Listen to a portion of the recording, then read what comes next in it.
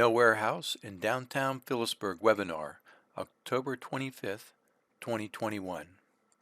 This is the introduction by Mike King from the Phillipsburg Riverview Organization for the webinar.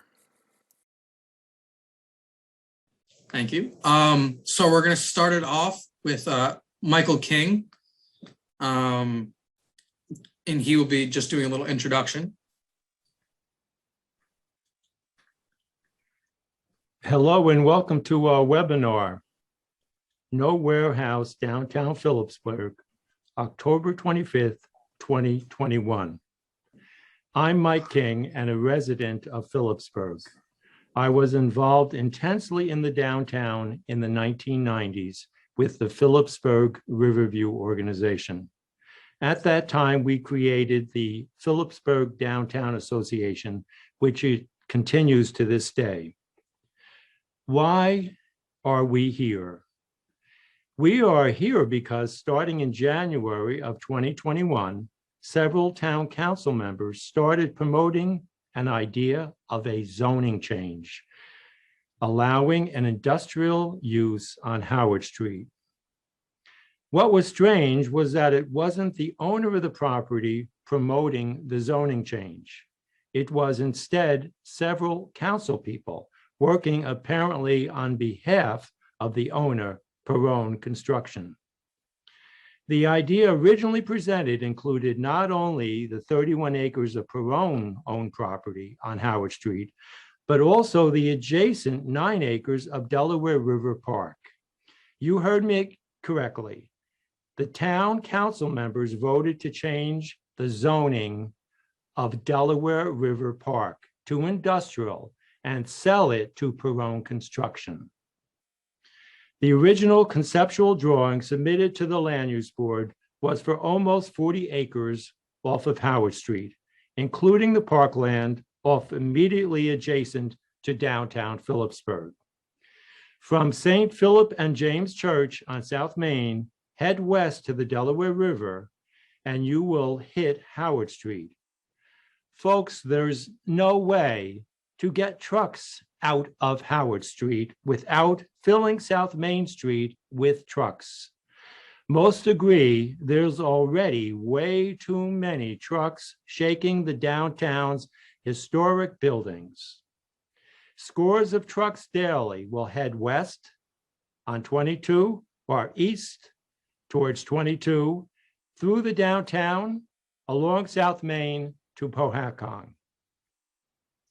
The news of this truck warehouse was received with shock and dismay by businesses and downtown residents. As Councilwoman Danielle DiGirolamo declaimed in explaining her vote, "You're going to decimate Main Street. You're going to have all of Main Street closing up because of trucks."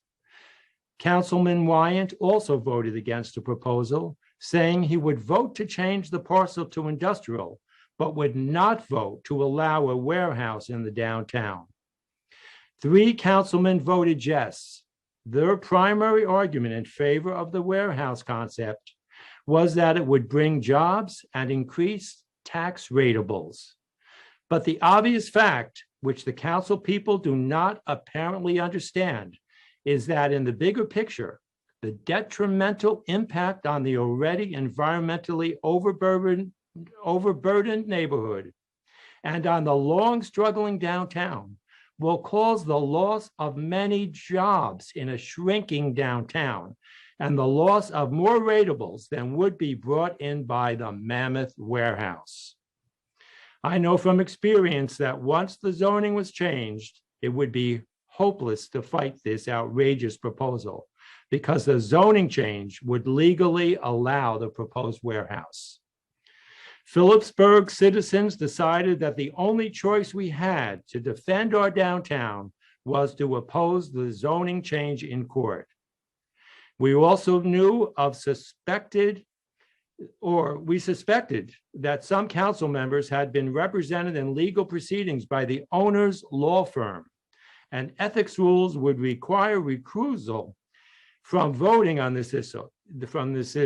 Instead of recusing themselves, the council members were publicly promoting this outrageous idea. Funds were quickly collected and a lawyer retained, and a brief was filed in Superior Court against the town of Phillipsburg to fight the zoning change. Subsequently, the developer's proposal dropped Delaware River Park from the plans. Tonight, we have several presenters. We have Fred Stein of the Delaware Riverkeeper Network to talk about the economic benefits of ecotourism and impacts of warehouses, including a flooding. We also have Carol Inman, a federal environmental grant writer, who will give an overview of how the adverse health impacts of the trucks related to warehouses. Our first speaker tonight will be David Morissette, a Phillipsburg resident who has followed the developments and the actions of the town council and the land use board. But first, I think that Ben Schwartz of the Delaware Riverkeeper has some comments about how to contribute, how to speak, and ask questions to the panelists. Thank you, Mike. If you have any questions for the panelists, please use the Q&A feature.